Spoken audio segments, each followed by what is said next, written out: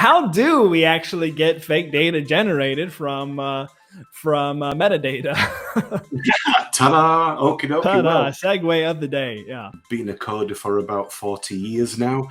So right back to the days of assembly and C, C++, and so on.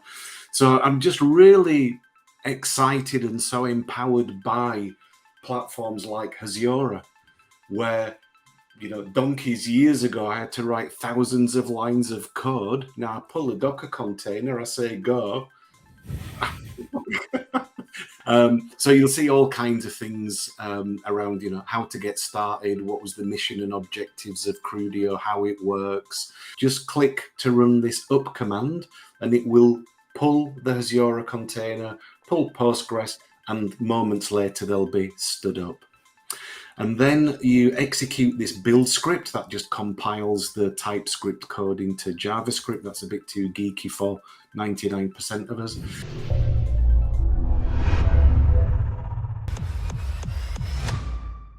Well, hello and welcome to the show, everybody. We have another great data and API show for everybody. Super excited to have you here. We've been doing the database thing for the whole last, I don't know how many shows it's been now, but we've gone through Postgres, BigQuery. We've got some stuff coming up for Microsoft SQL. We've got all kinds of database things going on.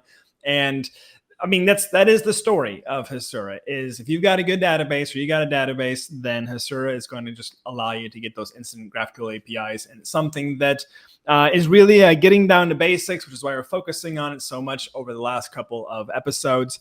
And the last show we did, we talked about de-identified data, the use case where you need to you take real data and you want to generate or you want to modify that data in some way so that people can't guess who actually is in that sample set. A lot of use cases for healthcare, a lot of use cases for government, a lot of use cases for science, where people are wanting to open up data sets for study, but not necessarily expose who all of the people in that data set actually are. Fantastic use case. It was great having Tonic on here.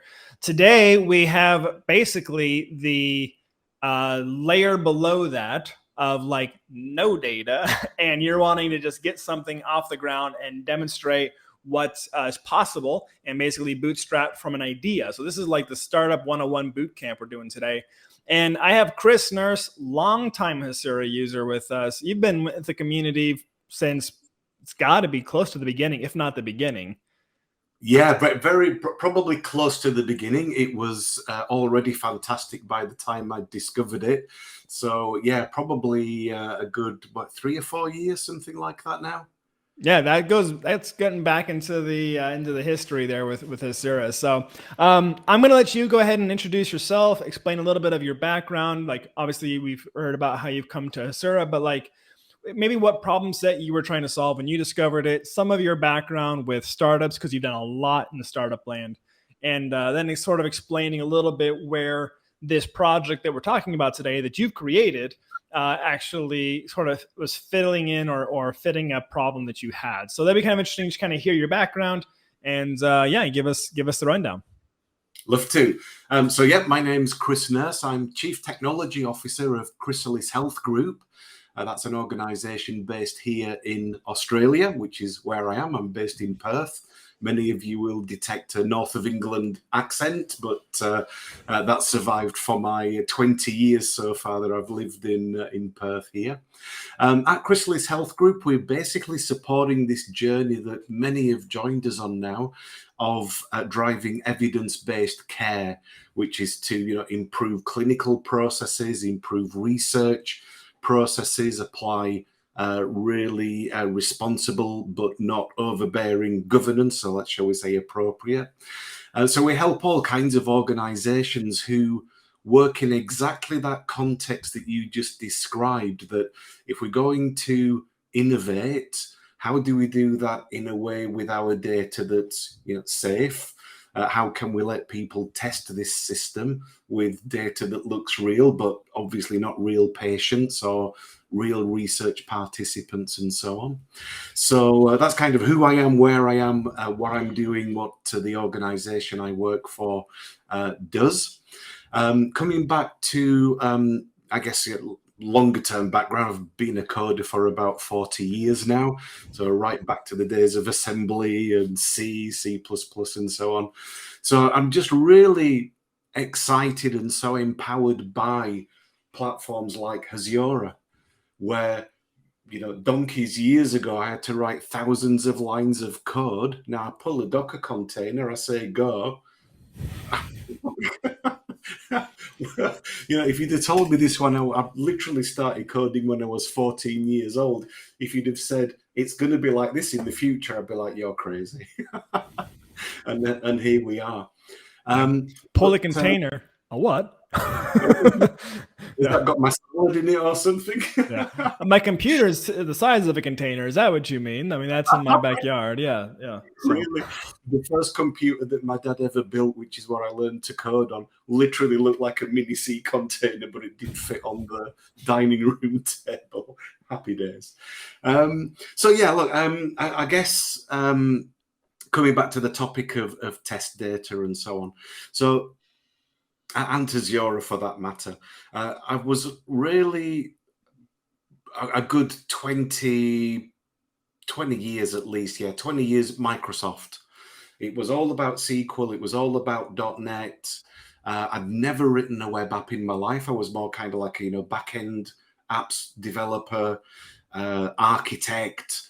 Then I did a big project, or as a member of a team on a big project for the Department of Justice here in Western Australia. And we got into this idea of using rational rows, which is a UML modeling tool, to draw major components of a system and then generate heaps and heaps of boilerplate code. Generally, what you call these days would be an object relational mapper, data persistence layers, things like that. So, I was always kind of a fan of this kind of, low code or config, but, you don't have to write every line of code. Let's get past that not invented here mindset. So that's really remained with me for so long, is how can I make these technical tools either much easier to use so that technical people get more productive, or make them less technical so non-technical people can use them to make everybody more productive. So again, I'm not quite there with Crudio, but you'll see some inkling of, tell me about your world, and the database and the data and the GraphQL layer will automatically, magically just appear. Literally in like one command line. So yeah, I'm really all about simplification, productivity, repeatability. Fast forwarding to just before I became CTO at Chrysalis Health Group, I helped, I basically ran the quality assurance function for what's rapidly becoming a global video conferencing platform for the legal industry. That could be courts, it could be lawyers. So in the heat of COVID, when nobody could go see their lawyer or go to court, this video platform had been recently born and then just kind of rapidly took off. The problem was, imagine like today that we want to know if this video platform that we're using is capable of supporting 50 people all at the same time. How would you do that? Would you get 50 people to join the conference? So I really went hard down this route of automated testing. And I built an automated test platform that could use video loops and recorded audio files and create 50 fake people that would join the video conference, and then we could all pretend we were in court. And then to enable that, we had to create, people who had a role in the conference, like let's say a claimant and a respondent and a mediator. Yeah, you kind of get it. So that was the kind of birth of this idea of Crudio. Is there's a very strict structure, to build a video conference. We have to have participants. They have to be in roles, and they're going to mute each other and go into breakout rooms with each other and so on. So you really just need all of this kind of, structured data, but because it's test data, you don't want to sit there typing it all in. You want to create, random but apparently meaningful test data. Does that make sense? Yeah, that makes a lot of sense because like I there's a number of pieces there that are worth kind of I mean, you're a Microsoft person, so we'll do some corporate speak worth double Yeah. tapping on. So double clicking, I think, right? Let's go and double click on that topic. I was once in a conversation with somebody, and I almost thought I was going to just rip my teeth out of my head because that term just I hated it so much. But now I use it. Um, so, so rolling back, we'll come back to the modeling of the fake data, and I love the idea of using video loops to create fake like joinees to a call. That's really fantastic. But going back to this sort of uncanny valley you were describing for technical tools that are neither nerdy enough for developers to feel comfortable with them, to feel like it's predictable enough, or not user friendly enough. So not throwing out any undue shade here, but like think of the AWS console. Like that was not very long after the existence of the AWS console, which does amazing things, that like they were like, okay, we need CloudFormation.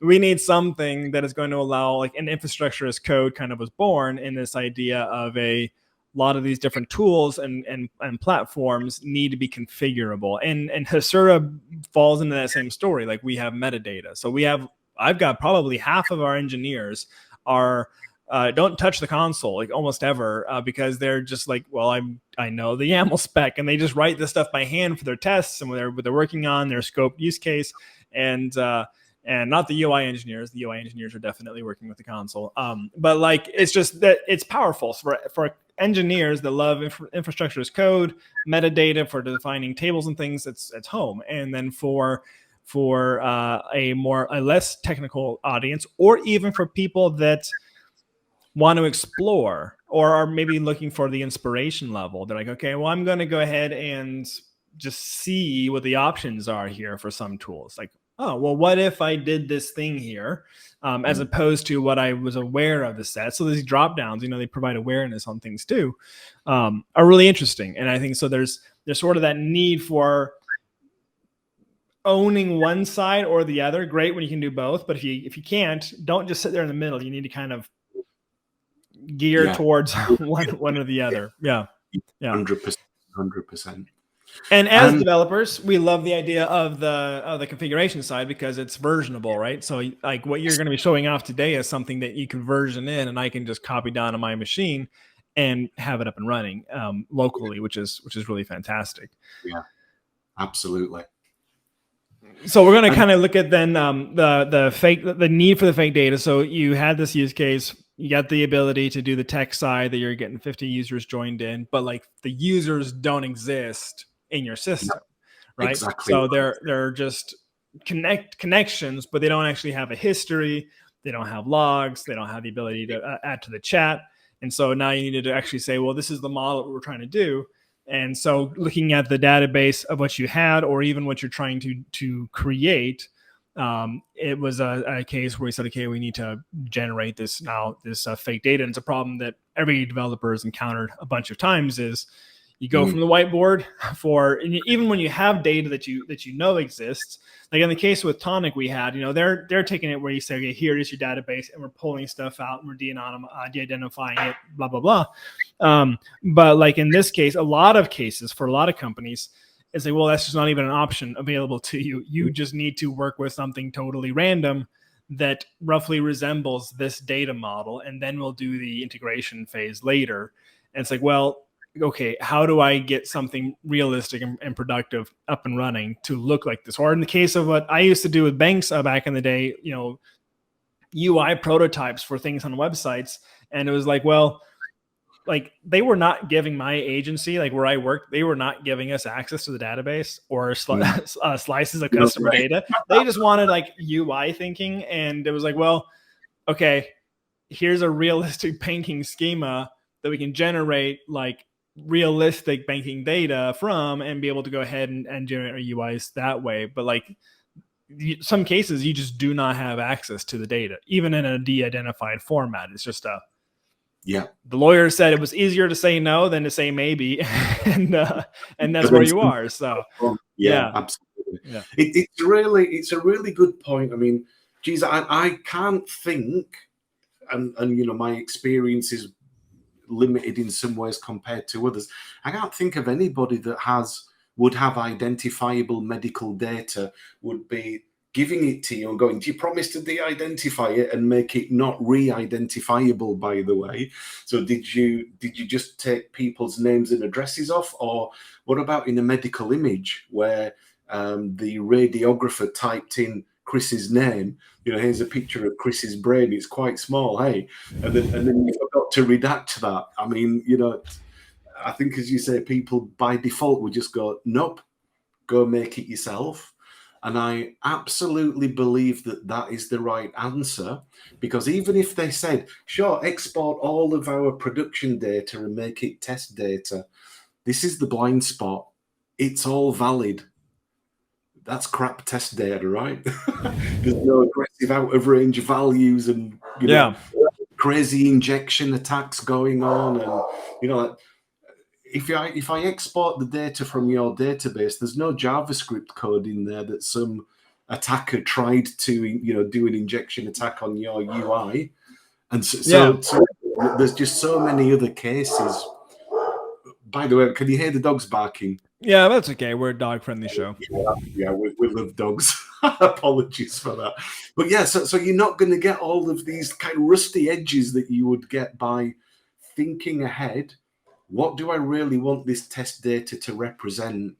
I've even had a PhD a PhD candidate for cybersecurity say, can you create me fake organizations with 4,000 fake employees who will be network computer users? Because my thesis will be about using AI to detect insider threats.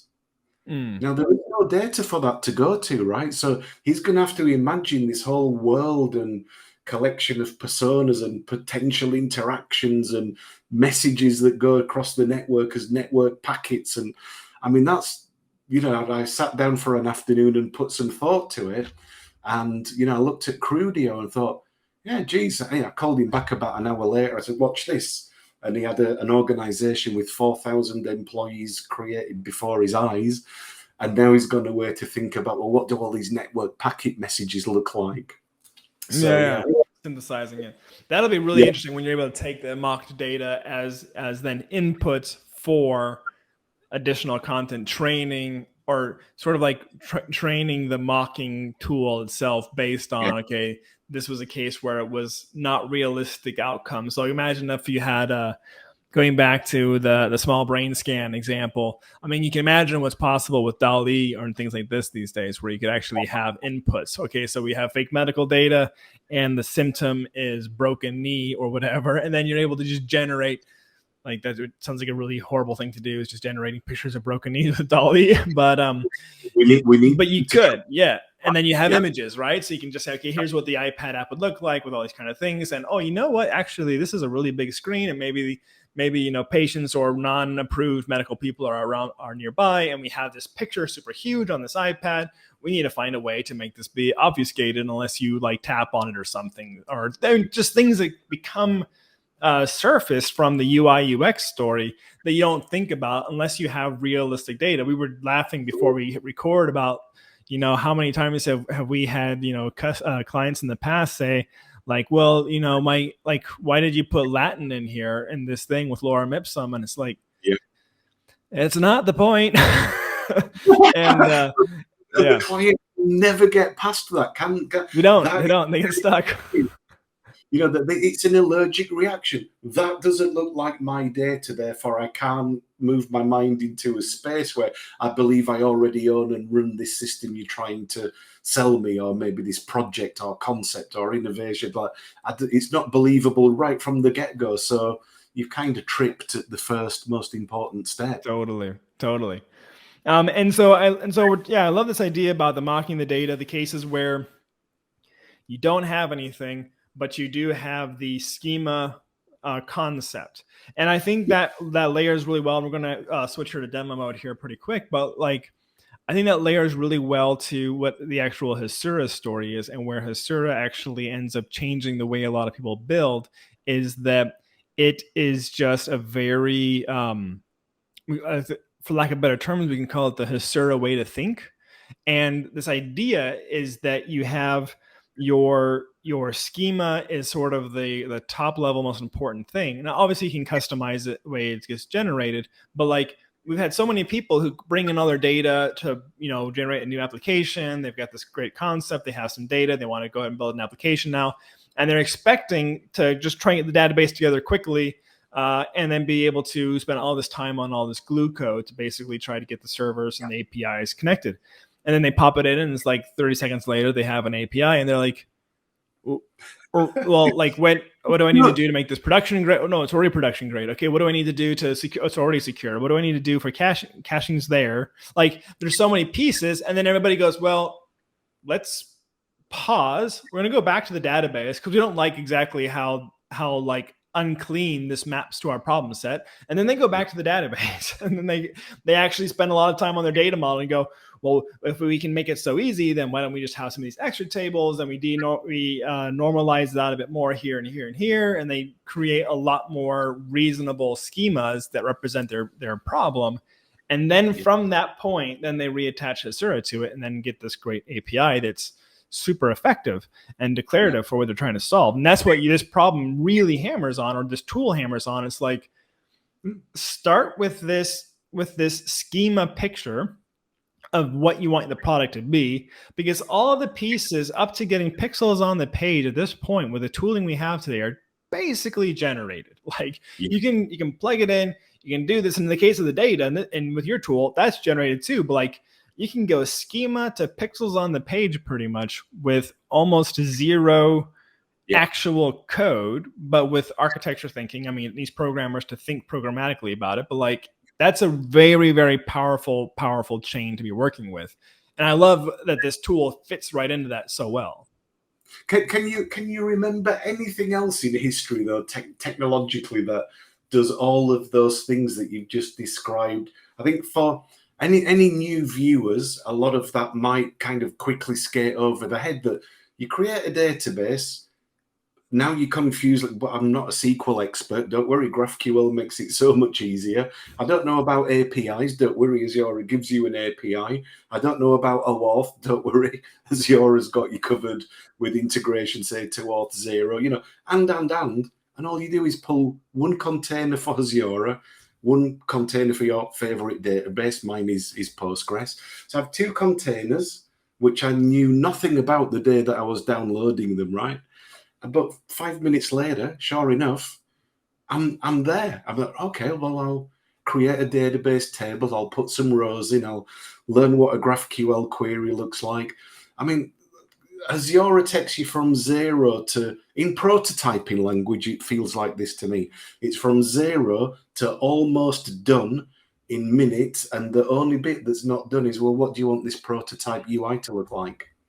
Yeah, I mean, we see this. We see this so often with the marketing for different API-based products. It's always electricity, right?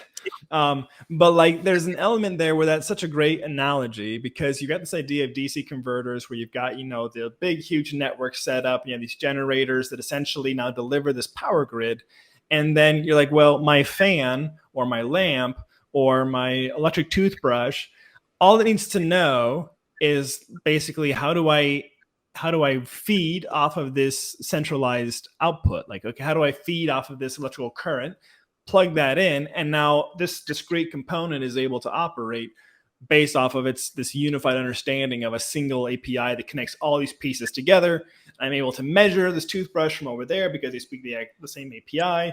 It becomes a really interesting analogy where we see these generated toolings creating a truly abstracted middle piece for a bunch of components operating in a system. And I can't really think of a much better analogy than electrical grids, because and the marketing, I mean, it was some person way back at IBM probably came up with that, and then everybody's copied it since then. But it really holds out, is that it is this idea that this is a neutral data layer, and then everything else plugs in and is able to read and understand it the same way. So Yeah. super cool. Yeah. And just super quick. We kind of talked about people that kind of hard to inside in, technical domain and, assembly language and C++. Then you've got, I mean, some of the researchers that we work with on a daily basis, like they're not clever enough already. They're researching, things like, brain injuries, concussion, cardiovascular disease, and. Oh, and by the way, they're awesome at coding Python. They're awesome at training ML. I'm like, it's no wonder some of us suffer from imposter syndrome. We have a great customer story from Global Data Net where their CTO was making the comment. He's like, okay, how good is your not Global Data Net, sorry, they're from General Bioinformatics. And they said, well, how good is your genomic theory, and how good is your Python? Like, it's hard to hire for that if you don't have things that make the technology more neutral or closely matched to the problem set. Yeah. Continue. I think I cut you off a little bit. Yeah. No, not at all. That I think we definitely arrived at the same moment then, that there are just super intelligent people out there that need to be able to express that.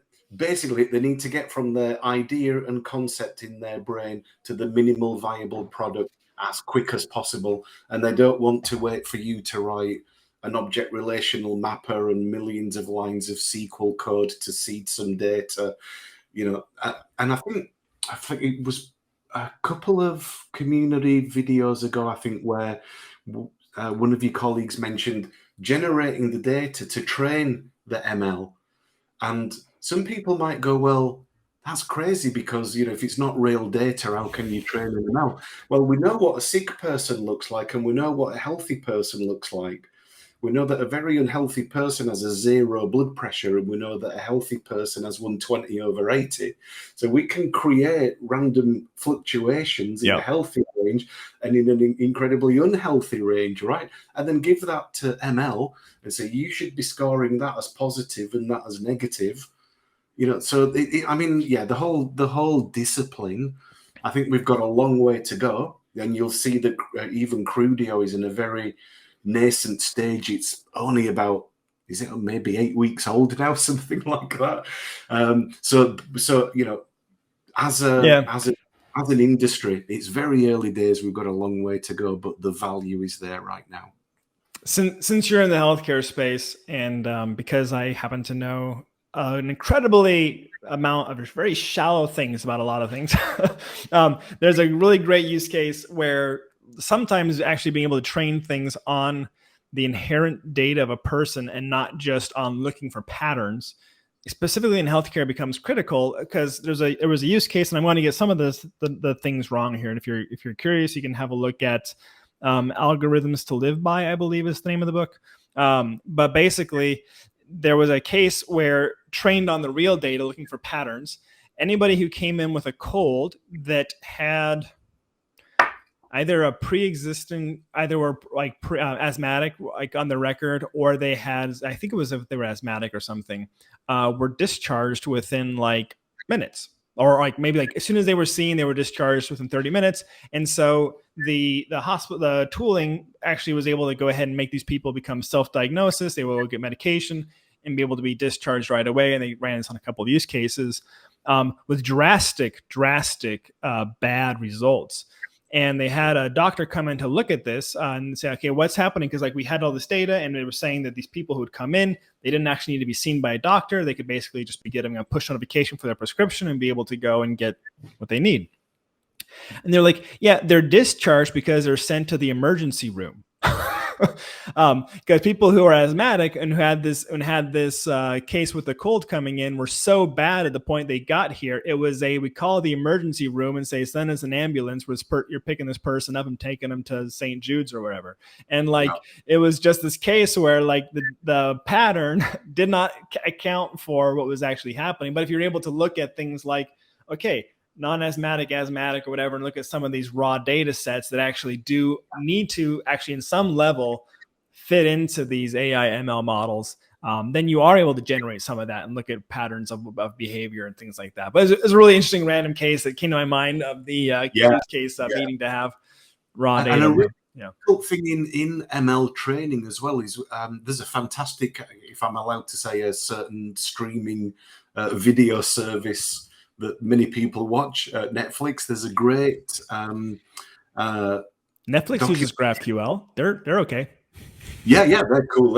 They're with us. A great documentary called I think Coded Bias, and back to this argument of, well, we've got the data, so let's train the system. Well, if it lacks cultural diversity and all kinds of other types of diversity, it's really bad data. It's just going to make ML make the wrong decisions. And so again, I think being able to think, well, how might we generate the data and make sure it's more diverse, more representative of the kinds of use cases we're going to have, you could probably see some significant risks taken out of that area. Yeah, because we're really doing a good tangent here on the topic, but going back to the ML. So I really recommend Algorithms to Live By. I'm going to put it in the show notes so you can see it definitely down here in the YouTube comments.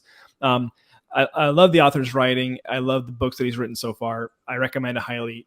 Great read, great listen if you are an Audible person, and just good content. But they were talking about how there's so many of these cases where the latent bias, for example, even just in police records. Like so when you use police records to feed into likelihood of reoffend, right? It's like, well, if you have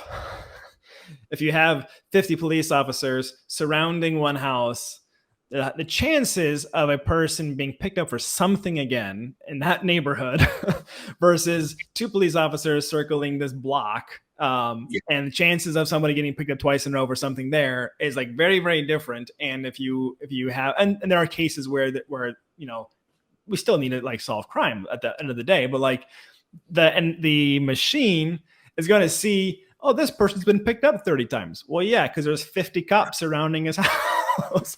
So, and I would get picked up 30 times if, somebody saw how fast I drove in and out of my neighborhood. So like, it's just, there's the data that gets coming in needs to be normalized. But this is an area where the big edge now in ML is to work on the ability to have ML explain itself. Tell me why you came up with this data.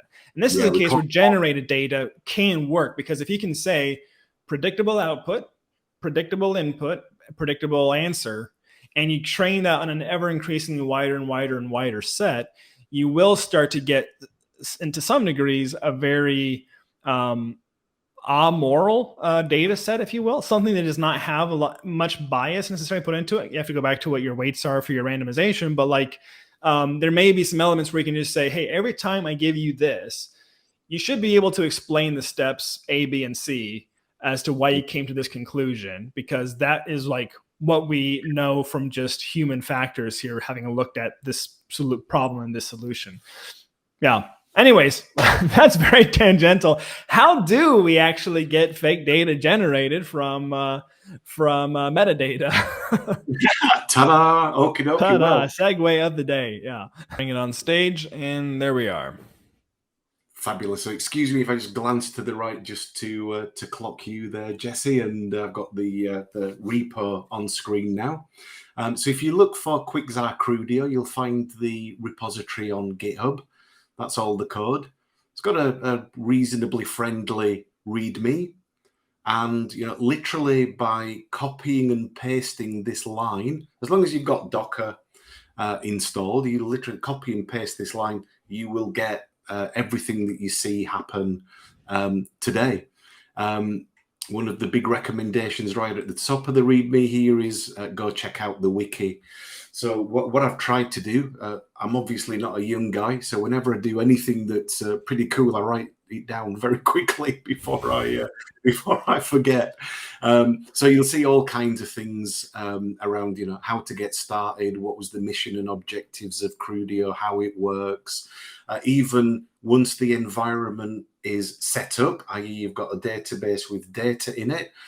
Here's some example GraphQL queries that you'll be able to execute, how to run it as a CLI, so you can put it into your continuous integration pipeline and build a test database, execute unit tests, delete it all and start again. So anyway, it just goes on and on and on. But one of the things I really like is, you know, I really like the fact that you pinned this term of metadata. Most of us would think straight away, oh, Jesus, probably some really complex explanations of fields and field types and entities and many-to-many joins and blah, blah, blah. But what Crudio does when you've eventually coded up your data model is it spits it out as a mermaid diagram. So straight away, then you can copy that, go out to your teammates and stakeholders and go, does this data model look like it makes sense? They'll go, yep, all good. So it's, you know, it feels like I've done a reasonable good job, if I do say so myself, of going something super abstract to something really concrete, like a visual data model, and then a database and some queries that you can execute to show people, well, all you've got to do now is build a prototype front end, and now you've got your product demonstration. So yeah, do check out the wiki for sure. Where we go to next, what I will show you first of all is we do have Hasura running, which implies I've got Postgres running in the background, which is absolutely true. But there's nothing there at all. So imagine now that I've cloned the repository from GitHub, I've pulled all the code down and done the usual steps like yarn install or npm install. So it's a Node.js project. So once you've done all the prerequisite installations, there are two things you can do. Either execute all of the tests, which is nice, or just I typically have npm scripts. So let's say a moment ago you didn't have that Docker environment with Hasura and Postgres. Just click to run this up command, and it will pull the Hasura container, pull Postgres, and moments later they'll be stood up. And then you execute this build script that just compiles the TypeScript code into JavaScript. That's a bit too geeky for 99% of us. But can we get a quick font bump on this? I think just a little increase of font size. Yeah, how's that? Maybe one more. That's good, yeah. Perfect. Alrighty. So we go from moments ago, I didn't have any Docker containers. There was no such thing as Hasura and Postgres. To run the up command, my containers are now running, to building the system based on this, TypeScript code. And now, if we go here, this is basically a test case, if you like, of Crudio's command line interface. This is described, it looks a lot friendlier than this actually. This is just because we've got to run it using Node. So check out the wiki, it'll go into the details here. But basically, you can see that this Crudio tool is going to pick up a data model from somewhere. And then it's also going to output a diagram to somewhere. And simply by running that, just take a few seconds.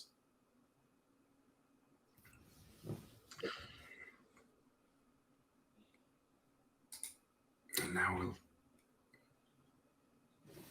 so I'm just going to scroll back. So this is the point at which we executed the command line. It loaded up the configuration, so it knows where the Hasura endpoint is, what the secret is to log in as admin, and so on. So there's all the basic config stuff. It's loaded the data model here, which is described in JSON. We'll take a deep dive into that in a moment. And then it just confirms a few basic things. It's loaded the model, it's output the diagram, so now you can go talk to your mates about this prototype data model. It's loaded the data into the database, and then it's explained to Hasura, this is how I want you to track all of the tables which were just created by Crudio and populated with data. So what I guess you would acknowledge at this stage is I've barely touched anything apart from a couple of mouse clicks. But when I go across to Hasura and refresh here, here's my schema. All my tables have already been tracked. And if I want to look at what's in this mystical organizations, it's already got data with company names, and they live at sensible looking addresses in Australia, and they have a sensible looking email address that mirrors their organization name. So we talk about random data. Well, it's really automatically created data. Yes, it's random, but certain attributes of the data reference other attributes of the data. Hence, Media Genius Partners is the domain of Media Genius Partners as an organization. All making sense so far? Yeah, totally. Fantastic. Okay, so let's get super geeky then. So by the way, if you really want to get into the guts, I mean, once you've cloned the repository, all of the code is here, but look how small it is. It's a pretty compact project that, most, let's say, intermediate developers would look at this and go, something's not quite how I need it. Join the Crudio community and we'll get you there. Okay, just bear with me 1 second. I need to just expand some space so that we can have a look. So this is a JSON file, and it basically describes what I want in my data model is like a base entity that every other type of data entity will build from. So, if I want everything to have an ID, and I want everything to have a time that it was created and a time that it was deleted, I'll put this in my base entity so that when I go into my data model, everything inherits that. So now I don't have to clutter up the data model, repeating myself again and again and again, yeah? So let's start somewhere near the top and say, I'm describing an organization. At some point, I'm going to want Crudio to create 10 of them. Now, as well as all of these special organization fields, I want the base entity fields as well. So organization gets its ID, its date created, date deleted, all from that base entity. And then very quickly, what the story is for this demonstration of Crudio is, my boss came to me this morning and said, I've got this great idea to build a SaaS platform that supports not-for-profit organizations. I'm going to go sell the concept to some customers tomorrow. So by 5 o'clock today, you better have me a data model up and running. So it would be a bit of a challenge, but I think we could definitely do it. So what we would see in the data model is that there's organizations. Those organizations have departments. The organization has roles that people occupy. And then there's this thing called a person, which, guess what, describes general things you would expect of a person. But now employee inherits that person. So all of the fields that I've said I want to create for people will apply for an employee, and will also apply to, I think we've got another one down here called a client. Here we go. So also a client of the organization inherits person. So to anybody that's done C, C++, C#, Python, lots of things with inheritance, it's like, don't repeat yourself. Say what the basic concept is and then build on top of that, and you'll just go so much faster. So now let's just go one step lower down. So we've described like the data objects, and you can see this type thing. So that's now saying, what is this data field called? Well, this could be an accreditation which expires. Maybe it already expired in the past for some organizations. Maybe it will expire some years in the future for other organizations, but basically it's a timestamp. Now, this generator says there's a mystical rule somewhere which tells you how to create one of these. And you'll see that pattern again and again and again. So I want to have an organization name. We'll go off and use this generator called organization name. So let's see if we can find that in our project. And sure enough, in base generators, to create an organization name, we need to get a company name first and then a company type, sorry. So we might get like Megacorp PLC or Megacorp Inc., something like that. So you see company name is here, and it's just a massive semicolon separated list of words. So this says to create an organization name, pick one of those random words from company name, and then pick a random thing from company type, and hence now I've created a organization name. And these generators, there's quite a number of them. How do I create a length, let's say, maybe for a coronary artery, or a height of a person, or a depth of a box, or a volume of a heart, or an individual's weight? So here we say, well, if you want to create the weight of a person, it's between 20 and 200 some things, kilos, pounds, stones, whatever your measurement of choice is. So in my data model, this is my data model here. It's referencing or including these other concepts, but it's all nicely laid out. So at the very top of the data model, we just say include data model base. And then when I look at base.json, it says, okay, yeah, you need to go get a bunch of snippets, which are like useful fields that you'll use in lots of different data objects. You need that base entity to get your deleted date, created date, and so on. And you need base generators, because that's got really neat tools there to help you create random people and random organizations. So it's, at first glance, dependency model there, yeah. So exactly. Dependency injection, yeah.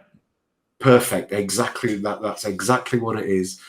So you state your dependencies, and you try and keep this. We have a geeky term in architecture called separation of concerns. So, my base entities here, my generators are here, my snippets of other fields. So how do I get an ID for a data object? Well, it's a UUID, which uses a generator that creates a random UUID. So now I don't have to worry about, creating primary keys and blah, blah, blah. How to create a first name and a last name, how to create an address. So these are snippets of fields. I can just, include them in my data model in one line, and then add any further detail that I really want. So, this is really the guts of it all. And once you've described that data model, you execute the CLI, and it just works. So what's happened now is it just deleted the entire database and reloaded it with new data. So that was in just like that. Just like that, just like watch, click. There we go. This is another version of the CLI, which if anybody's used, like, say, React or Vue or probably Angular as the same, there's always some kind of npm init that creates the empty project folder. So CLI init, under my test output, test CLI init has created my basic folder structure, if you like. So it said, okay, if you want a new Crudio project, you're going to want these basic things. And sure, you might want to delete some things or add some things. Sorry, let me just reformat. Format JSON. There we go. So this CLI initialization process gives you the same data model as if you just pulled the Crudio repository from GitHub. It gets you started in every new kind of prototype database that you need. So CLI init is the way to go to start your own new project, then just delete things that you don't need. Otherwise, start CLI. Once the data model is defined, it'll just build the whole thing. Let me hand back to you, Jesse, there for some. Yeah, I mean, this is so cool. two thoughts come to mind. One was probably something quite doable. One is something that's just going to drive a nerd brain crazy. um, Screen so share. I'll take you off stage here. We can just pop, or let's leave it up. Actually, it's interesting. We'll leave the code up. So one is like, do you have a plan on turning this into an actual package so somebody could potentially install this locally instead of the Git repo distribute it?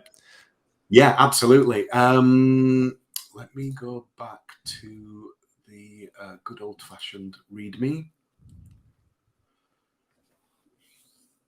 And I think it's about halfway on the list there. Wiki, yeah. Actually, it should be the default one, right? Yeah. At the root level of your project, it's usually the README, anyways. Yeah. Oh yeah, sorry. The README is, but there is an npm package. Oh, there is. Okay. Yeah.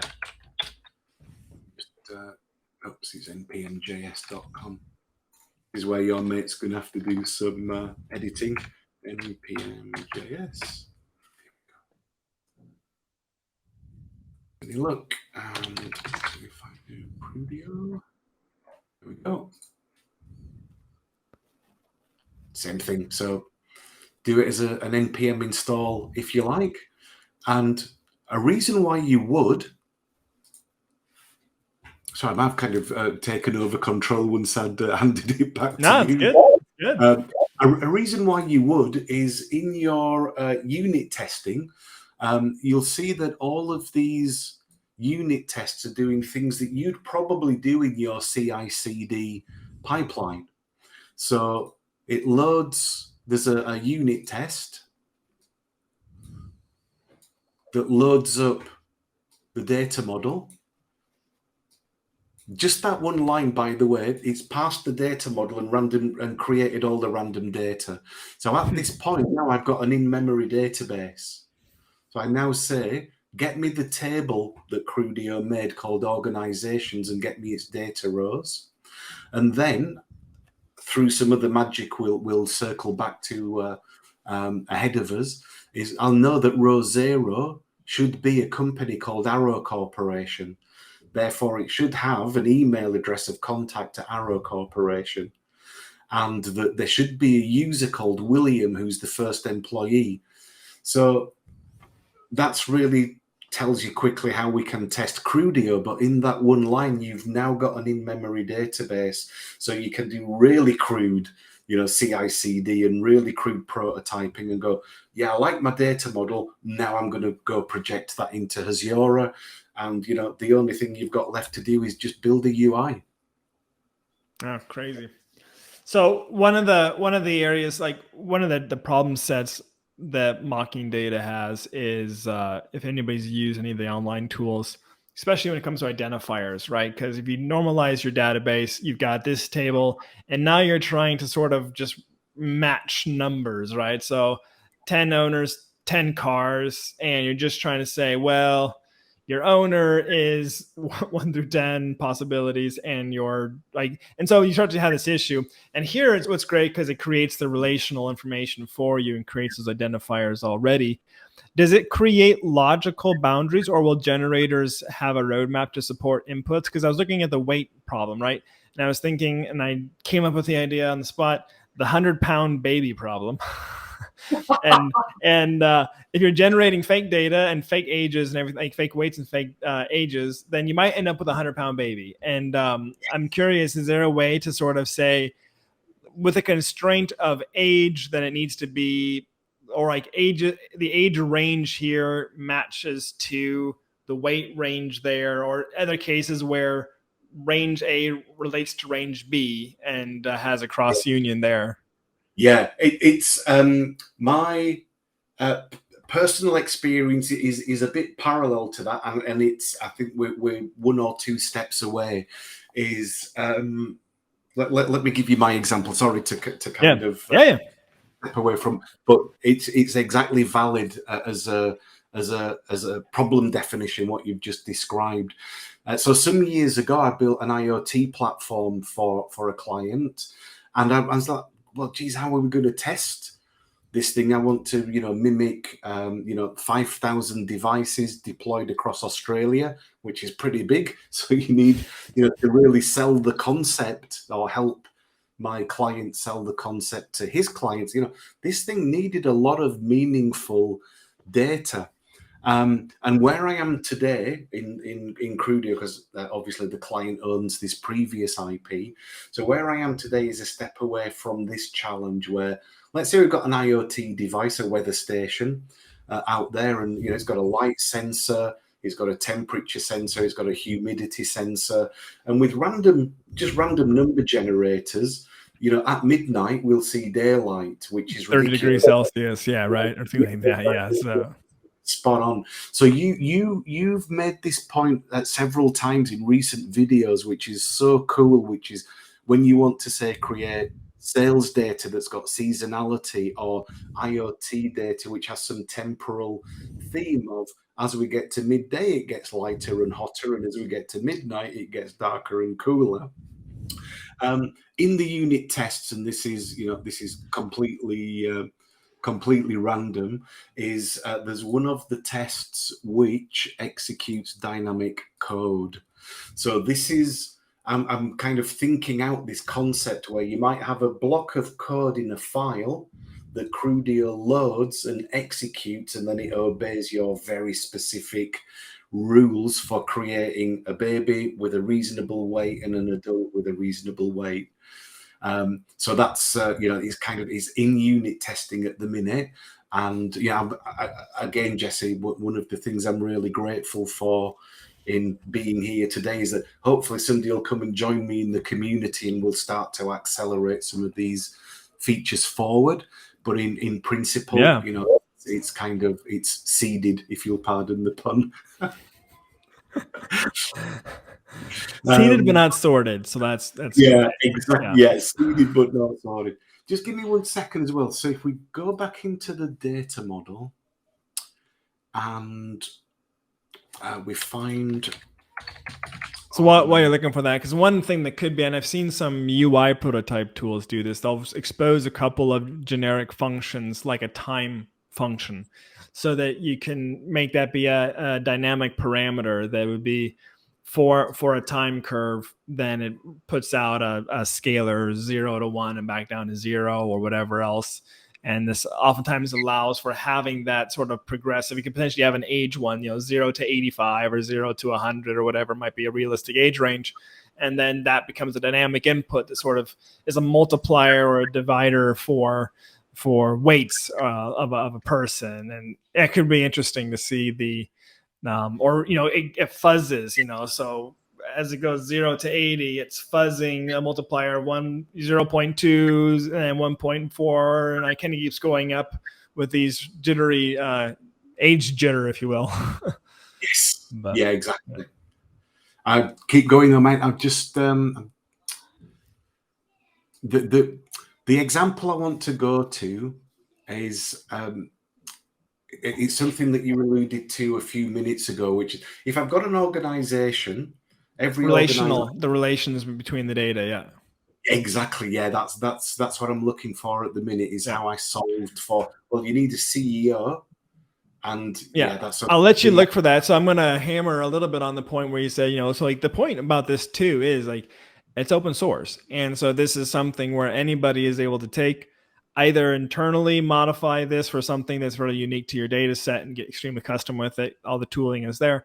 Or like, this is really a fantastic option. I'm aware of, I think, roughly one other tool that does something kind of like this, and I think they just deprecated. Right. They might come back from the dead, but like, it's something where like this is a case that there needs to be a community around this kind of tooling of generating fake database data for the open ecosystem. The cases with Tonic, they're solving very high level mathematic problems, and it's a great use case for building a company. But like, when it comes to generating realistic data, I mean, if you take this and you own this as a consultancy agency and are able to really be able to push to this and contribute to this and use this as a tool set, you could literally have, Mary in the back of the room during the pitch to the client describing that the data model And then, by the time you've gotten back home on the train, you've got, the Framer application interface, hooked up with everything and all that kind of stuff. I mean, this is how you win clients and influence people. So it's something that is a powerful methodology to really embrace as a tool, especially for architect type people. I love that story so much, Jesse. I'm quite famous in Perth, mostly for good things. But I've worked as a sales director. I've worked as an architect in mining. I've worked in health and justice. But yeah, my time kind of like in as a sales director and as a pre-sales tech support. The famous question I would always ask the client is, like you've just described, tap on the keyboard and something appears on screen, and then I just ask the customer, what would it feel like if you could log into that on Monday morning? Would you buy it? And that's the question I love. So your story mimics that perfectly, because when you're in this conversation with the client, you kind of, you're shooting from the hip, you're bouncing off each other. And with these kinds of tools and some of the low-code concepts that you've explored recently as well, you could literally sit side by side with the client and go, why don't we go see the board on Monday and show them this and then see if we can build a business case? Or as a startup, is this going to get us close to like a prototype? So then we can engage with potential users and go, does that help you with your problems and challenges? In fact, we're doing, and this is kind of funny timing. So when this video airs, if you're watching the premiere tomorrow, that's going to be September 8th, we're going to actually have the first Hasura agency day, where we are going to be doing a workshop for people who are in agencies and consultancies in London, and actually do a full low code hookup, where we're going to say, here's the problem set. We're going to create a data model. We're going to go ahead and get the content hooked up through Hasura. And I think we're going to use AppSmith or some other low code platform to create the interface for the problem space. But it's going to be really the full picture. So if you're in town in London, join us tomorrow. It's a free workshop. It's going to be a lot of fun. But yeah, this is, the Hasura big company story is, people oftentimes have existing data sets and are trying to get more nimble with their data and be able to create cool products or solutions to unique problems. I often refer to the concept of a $500 billion startup, right? We have massive companies that are worth tons and tons of money, and they're still like, how do we get that startup culture, ingrained so we can solve our problem away from the slow moving monolithic type architectures and softwares we're used to? Well, tools like this that allow you to leave your database in place and be able to surface it with Hasura and create cool apps and experiences are exactly where we fit well. But the other side of it is for this like consultancy and startup side, where you're starting from scratch and you just want to build up from the schema and be able to get this stuff generated from the get-go the right way the first time, and not actually have to do it. And it speeds up so much your development time. We hear over and over again from customers that it's just, and users. So we have customers and users. So we hear they say with Hasura, we literally saved months off of our deadline. And like, that's the story we love to hear, is like, yeah, with 5 people, they were able to do what they would have needed about 50 to do before over a longer period of time. And half of that just to get approval, and half of that to do procurement, and half of that to do the thinking about thinking. And it's just like, no, like you can put this in place and get building right away. And it's a really cool tool. Yeah. So. Yeah, I mean, I can't imagine. I guess, like I asked you earlier, can we remember any of the technology in recent history that just did solved for so many parts of this huge number of big, well, not many, but there's a few big building blocks you have to put together: the database, the data access layer, the REST API, the security model. It's like, it's just out the box with Azure. What are you doing going looking somewhere else? The differentiated bits, right? Yeah. The differentiated bits. We're not going to do a bicycle writing application. We're doing a bicycle writing application with ML. Okay. And you have the database that does it all right there. That's differentiated. It's what makes your business a business and a product. But writing an API resolver is not going to probably make or break your business. I mean, unless you write it badly, then it might break your business. But like having that vetted way that's able to say, this is a best practice, this is the way that you can get going really quickly, that's the stuff that you don't need to write by hand. And that's where things like Hasura come into play. But absolutely. Hey, Chris, yeah, go ahead. You were going to say something. Yeah, super quick, man. I think I'm kind of almost. I think this might be the final point actually, and it's kind of the cherry on the cake, so to speak. So we've talked about random data, and it looks kind of not random because it's not just we get sensible looking addresses, sensible people's names, sensible emails, and so on. But if we look at something like this organization that we were looking at earlier, that there's this. I'm going to collapse all these parts down. Actually, it's just going to be so much better. So we describe this entity of organization, and we say we want 10 of them. Now, if we skip down to something like blog posts, I'll just do my collapsing trick again. Cactus cohort. Client. Right, so here's a tag and here's a blog. So we all know that blogs can have multiple tags. So we can make up random blogs by joining up random passages of text, and then we can assign, let's say, 2 tags minimum to each blog. And that is really, in the strictest sense, a good definition of random data. It's structured. There's a blog and it's got some tags on, but it's pretty random. To your point about £100 baby, you might see tags about financial planning applied to blog posts about health in society. So this is where it starts to get a little bit smarter, if you like. So let's consider our organization. And we've said to Crudio, this is what our organization looks like. It's got base fields, and then these are the things like an accreditation, a name, and an address. But I want you to create 10 of them. Now, every time you create each of those 10 organizations, I want you to sculpt the data.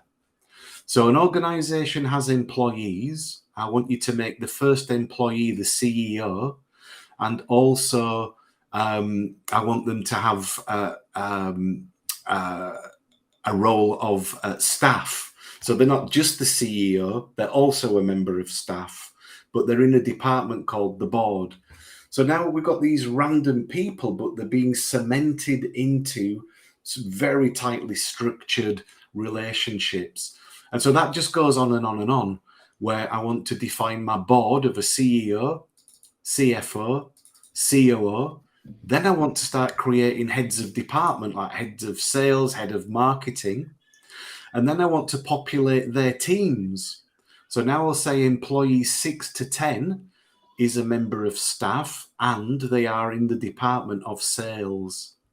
And then that just goes on. Staff member 10 to 20, obviously a member of staff in the marketing team, and then again in the HR team, and then more in the IT team. So when we go and look at the data, we'll see all these joined tables of the organization, employees with a relationship to roles, with a relationship to department, and so on.